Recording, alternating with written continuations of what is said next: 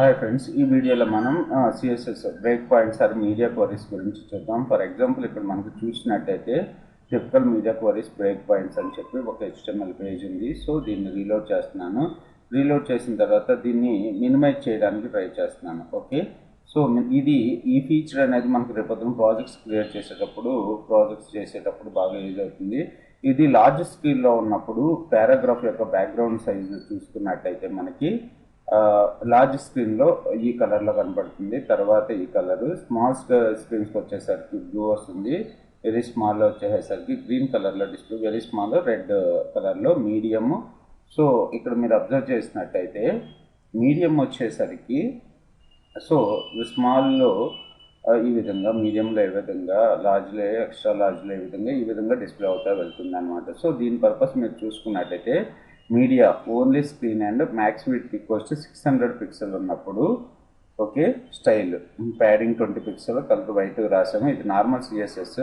So extra small devices 600 pixels కన్నా ఉన్నప్పుడు background colour red ఉంటుంది. మ్యాక్సిమం విడ్త్ 600 పిక్సెల్ కన్నా తక్కువ ఉన్నప్పుడు @media only screen and max width is 600, only screen and minimum width is 600 pixel, maximum width 600, minimum width 600 pixel, అలాగే 768 పిక్సెల్కి blue colour. ఈ విధంగా మనం సిఎస్ఎస్ బ్రేక్ పాయింట్స్ని మెన్షన్ చేసుకున్నాం. ఇక్కడ మనకి మన యొక్క బూట్స్ట్రాప్లో చూసుకున్నట్టయితే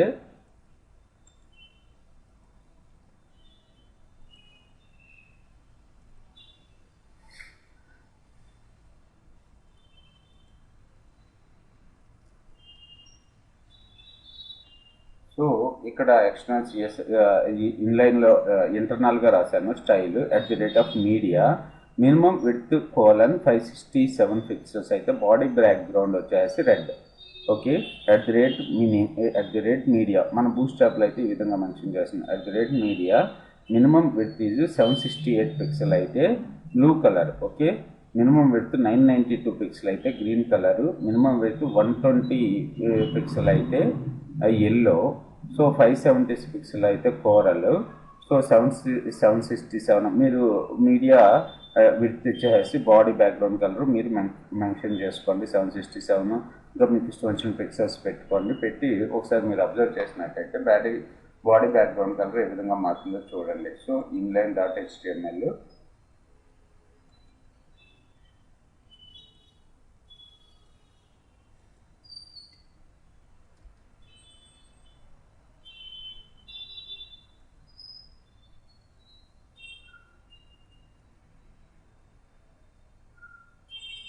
ఓకే, ఇవన్నీ మనకు ప్రోగ్రామ్స్ ప్రాజెక్ట్స్ చేసేటప్పుడు బాగా యూజ్ చేస్తూ ఉంటాం. కొన్ని అంటే లార్జర్ డెస్క్టాప్లో అయితే మనకి స్క్రీన్ రైట్ సైడ్ డిస్ప్లే అవ్వాలి, స్మాల్ డివైజెస్ లెటెస్ట్గా మనకి అదే విడ్జెట్స్ ఉంటాయి కదా, విడ్జెట్స్ లెఫ్ట్ సైడ్ డిస్ప్లే అవ్వాలి, లేకపోతే బాటంలో డిస్ప్లే అవ్వాలి.